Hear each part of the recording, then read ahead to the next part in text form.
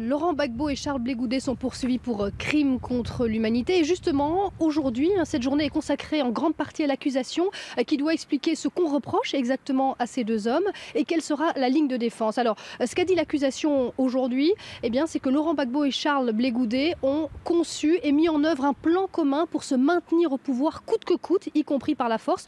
Ce qui a été expliqué, c'est qu'une fois que Laurent Gbagbo a compris qu'il allait perdre les élections, selon l'accusation, il a mis en œuvre ce plan en attaquant de manière ciblée des civils considérés comme des pro-Ouattara. Le procureur explique que ce sont majoritairement des musulmans comme Ouattara, d'ethnie Dioula, des gens venus du Nord qui ont été ciblés et attaqués. La procureure reproche essentiellement 5 événements, 4 pour Laurent Gbagbo et 5 événements, notamment le bombardement du marché d'Abobo en mars 2011 et puis aussi des attaques contre des manifestants considérés comme des manifestants pro-Ouattara.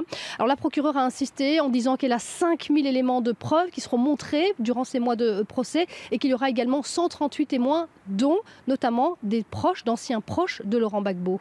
Est-ce que vous pouvez nous dire comment ils sont apparus devant la cour ce matin ? Alors c'est vrai qu'il y a pour beaucoup d'Ivoiriens notamment qui ont fait le déplacement, d'Ivoiriens qui sont venus de toute l'Europe, certains également d'Afrique, pour voir. Certains d'entre eux n'avaient pas vu Laurent Gbagbo ni Charles Blé Goudet depuis des années.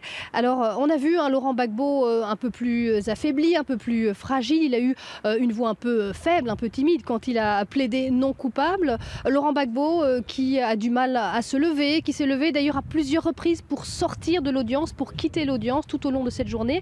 Et en revanche, de l'autre côté, Charles Blé Goudet, son ancien ministre de la Jeunesse, l'ancien chef des Jeunes Patriotes, lui, est très concentré, il prend beaucoup de notes, il regarde droit dans les yeux chaque interlocuteur et c'est d'une voix très ferme que lui a plaidé non coupable. Mais en tout cas, ce qu'on peut dire des deux côtés, c'est qu'ils restent absolument impassibles, ils n'ont pas scié lorsque l'accusation a égrené toutes les actes d'accusation qui leur sont reprochés.